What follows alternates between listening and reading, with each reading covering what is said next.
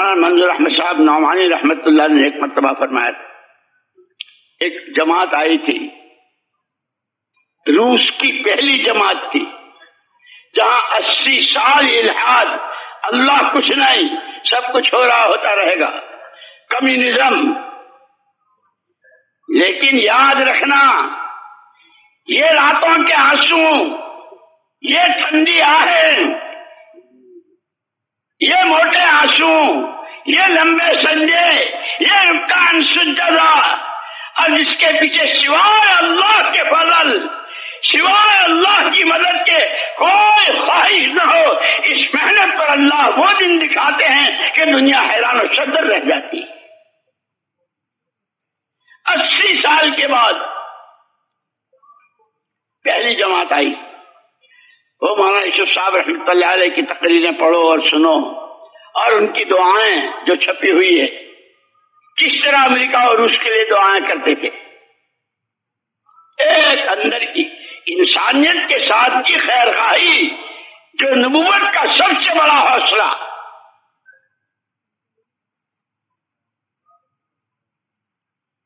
ان کو ملاقات کے لیے پہلے لے گئے مولانا ابو الحسن علی ندوی، ہمارے حضرت نور اللہ مرقدہ کے پاس۔ حضرت نے بہت شاندار استقبال، شہر کے عمائدین اور اچھے معزز قسم کے لوگوں کو بھی ان کے استقبال میں، اور پھر صرف تاشقند، بخارا اور سمرقند کیا تھا، کیا ہوا، بنیادیں کیا ہوئی، بہت مختصر۔ اس کے بعد پھر حضرت مولانا منظور نعمانی صاحب رحمۃ اللہ علیہ کے حوالے۔ حضرت بہت بیمار فریش تھے۔ جب اس جماعت کے جو امیر تھے شیخ عبد الولی، اللہ ان کے درجات بلند فرمائے، مغفرت فرمائے، انتقال ہو گیا، جب مسافے میں ہاتھ ملایا تو مولانا منظور نعمانی صاحب رحمۃ اللہ علیہ نے یہ حدیث پڑھی، ان لربکم فی ایام الدہر نفحات الا فتعرضوا لها، او کما قال علیہ الصلوۃ والسلام، تمہارے پروردگار کی طرف سے زمانے میں کبھی کبھی لہریں چلتی ہیں، جسے ربانی لہریں کہتے ہیں۔ ایسے ہم کہتے ہیں نا، کبھی سردی کی لہر آتی ہے، کبھی کیا کیا ہے، کہ وہ ربانی لہریں ہیں۔ اور حضور نے فرمایا الا فتعرضوا لها، جب کوئی ربانی لہر چلے، ہوش کے کانوں سے تمہارا جی چاہے نہ چاہے اپنے آپ کو بتکلف پیش کر دو اس لہر پر۔ جیسے گرمیوں میں پسینے آتے ہیں، سر میں بھی پسینے، بدن میں بھی پسینے، اور آدمی اچانک ہوا کی لہر، آدمی ٹوپی بھی حرکت اور کرتے کو بھی حرکت دیتا ہے، اور کہتا ہے کسی طرح یہ ہوا کا جھونکا لگ جائے۔ مولانا منظور احمد صاحب نعمانی نور اللہ مرقدہ نے الحمدللہ الحمدللہ ثم الحمدللہ، تحدیث کی نعمت کے طور پر کہہ رہا ہوں، ہوش سنبھالنے سے لے کے اس گھڑی تک قرآن، حدیث، فقہ، جو ہمارے بنیادی یہ 3 چیزیں ہیں، قرآن، حدیث اور مسئلے مسائل، تاریخ، سیرت، مشائخ کے بیانات، اور ان کے ملفوظات، اور پھر فرمایا رابطہ عالم اسلامی کا بھی رکن رہا ہوں، جہاں دنیا کے چوٹی کے علماء اور ان سے، اور بڑی بڑی تحریکوں کے بانی، ان سے بھی ملاقاتیں رہی ہے۔ پھر ہمارا یہ ملک، اس ملک کے حالات، اس سب کی روشنی میں کہتا ہوں، دعوت کی یہ سادہ محنت، یہ عمومی گشتیں، یہ فضائل کی تعلیم کے حلقے، یہ اللہ کا ذکر، یہ صبح شام کی تصویر قرآن کی تلاوت، ربانی لہر ہے، ربانی لہر ہے، ربانی لہر ہے، 3 مرتبہ فرمایا، اور اس کے بعد فرمایا تشریف رکھو۔ خود اسی لیے ہمارے حضرت مولانا ابراہیم صاحب، اللہ ان کی عمر میں بہت برکت دے، بار بار فرماتے ہیں کام کو سمجھنا ہے، سیکھنا ہے، اسے رسم نہیں بنانا ہے۔ ایک رسم ہے پرانوں کا جوڑ، نومبر کا اجتماع، فلاں جگہ کا جوڑ، پر مولانا الیاس صاحب رحمۃ اللہ علیہ کا ایک ملفوظ یاد آیا. فرمایا یہ جتنے اعمال دعوت ہیں، یہ فضائل علم کی، فضائل اعمال کی، یہ تعلیم کے حلقے، یہ صبح و شام کی تسبیحات،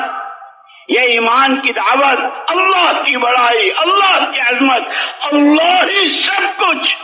اس کا غیر کوئی کچھ نہیں. یہ دعوت، یہ گھر گھر کی ملاقاتیں، یہ ایک دوسرے کو ترغیب دینا، تیار کرنا، اور اس کے راستے میں آنے والے حالات کو خوشی خوشی جھیلنا، کہ آج بھی ان عملوں میں وہی تاثیر ہے جو حضور پاک صلی اللہ علیہ وسلم کے زمانے میں تھی. اور یہ فرما کر پھر مثال دی کہ جیسے لیمو حضور اکرم صلی اللہ علیہ وسلم کے زمانے میں پانی کھٹا ہوتا تھا لیمو سے، کتنے زلزلے، کتنے طوفان، کتنی جنگیں، اور کیسے کیسے حالات زمین و آسمان پر، قوموں پر، علاقوں پر، ملکوں پر، لیکن لیمو کی تاثیر آج تک نہیں بدلی. جو بھی پانی میں نچوڑے گا لیمو کو پانی کھٹا ہوگا. اور کسی کی ذات کی خصوصیت نہیں، کوئی بہت بڑے بزرگ نچوڑے تو کھٹا، اسٹیشن کا قلیل نچوڑے تو کھٹا نہیں ہوگا. رکشہ چلانے والا، تانگا چلانے والا، روز کی مزدوری کرنے والا، جو بھی اس کو نچوڑے گا. فرمایا محمد الرسول اللہ صلی اللہ علیہ وسلم نے یہ سارے اعمال خود آپ نے کیے ہیں. ہر عمل میں وہ ختم نبوت والی نورانیت اور روحانیت اور قوت ہے. آج بھی زندگیوں میں، یقینوں میں تبدیلی کی وہی تاثیر ہے. لیکن فرمایا کہ ہاں جب اس کو رسم بناؤ گے، ایک رسم ہے، ہماری مسجد میں تعلیم ہوتی ہے، ہماری مسجد میں گشت ہوتا ہے، ہم صبح شام تسبیح پھیرتے ہیں.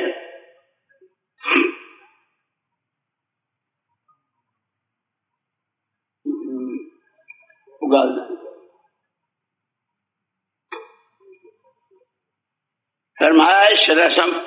اگر اس کو رسم بنایا تو اس کی مثال ایسی ہے جیسے گھروں میں شوکیس ہوتے ہیں، سبزیوں کا پورا سیٹ، مٹی کا، پلاسٹک کا، پھلوں کا، انار ہے، ناشپاتی ہے، امرود ہے، موسمی ہے، کینو ہے، کیا کیا ہے، لیکن مٹی کے، پلاسٹک کے. کیوں؟ شوکیس کا لیمو سارا شہر مل کر اگر اس کو نچوڑے تو پانی تو کیا کھٹا ہوگا، لیمو ہی پھٹ جائے گا. یہ گشتیں، یہ تعلیم، یہ نمازیں، یہ اشراق تاشوابین تہجد، یہ اللہ کے سامنے رونا، ہر ایک کا بھلا چاہنا، نظام عالم حرکت میں آتا ہے، خدا کی قدرت کے مظاہرے ہوتے ہیں، مددیں آتی ہے. اس لیے مولانا یوسف صاحب رحمۃ اللہ علیہ فرماتے تھے کہ اس دعوت میں سب سے پہلے وجود دعوت ہے. جیسے کاروبار شروع کرنے میں کہ جو کچھ تمہارے پاس ہے اس سے کاروبار شروع کرو، کہ سب سے پہلے دعوت کی محنت، پھر یہ دعوت کی راہ میں چلنے والے، ان کی تعلیم و تربیت، ان میں تقوی، ان میں توکل، ان میں تواضع، ان میں تحمل، ان میں اخلاص، ان میں ہر ایک کا بھلا چاہنا، اپنے کو کچھ نہ سمجھنا، ہر ایک کو اپنے سے بہتر سمجھنا، کہ جب یہ ان صفات کے ساتھ ہوتے ہیں، دنیا والوں سے کچھ نہیں چاہتے، اب پھر بھی ان کے راستے میں روڑے اٹکاتے ہیں، ان کو مدد کی ضرورت ہوتی ہے تو تیسرے درجے میں اللہ کی مدد آتی ہے، اور پھر بھی یہ کہتے ہیں نہ ہمیں تمہاری دولت چاہیے، نہ تمہاری حکومت چاہیے، نہ تمہارے عہدے اور منصب چاہیے، نہ دنیا لہٰ مارو دنیا والوں کے منہ پر، ہمیں اللہ چاہیے. انما ہممنا الآخرہ، جو صحابہ نے جہاں بھی گئے پوچھا کیوں آئے ہو، اللہ تعالیٰ لنخرج العباد من عبادت العباد الى عبادت رب العباد ولنخرج الناس من جور الادیان الى عدل الاسلام ومن ضيق الدنيا الى سعة الآخرہ. ہم تو اللہ کی طرف سے بھیجے ہوئے ہیں، یہ امت مبعوث ہے امت مبعوث ہے. صحابہ کہتے تھے اللہ نے ہم کو بھیجا ہے بندوں کی غلامی سے اللہ کی بندگی میں لانے کی محنت، دنیا کی چکا چوند اور اس کی چمک دمک سے آخرت پر نظریں جمانے، ہر باطل اور چھوٹے عقیدے اور چھوٹی شکلیں جتنی ہیں اس سب سے صحیح پر لانے کے لیے، اور اس کے لیے جان ہماری مال ہمارا. وہ بچے بھوکے، وہ عورتیں بیوہ ہو رہی ہیں، وہ جوانیں کہ ابھی آج کی پہلی رات ہے، شب زفاف ہے اور یا خیل اللہ کبھی کی آواز لگ رہی ہے اور اسی حال میں چل رہا ہے. وہ معذور ہے، وہ بوڑھا ہے، وہ پیروں سے معذور ہے. قرآن جس کے لیے اجازت دیتا ہے اور وہ اپنے بیٹوں سے کہتا ہے بیٹو جی چاہتا ہے اسی لنگڑے پیر سے راہ خدا میں چلوں اور اتنی محنت کروں کہ شہادت کا جام پیوں اور اس لنگڑے پیر سے جنت کی سیر کروں.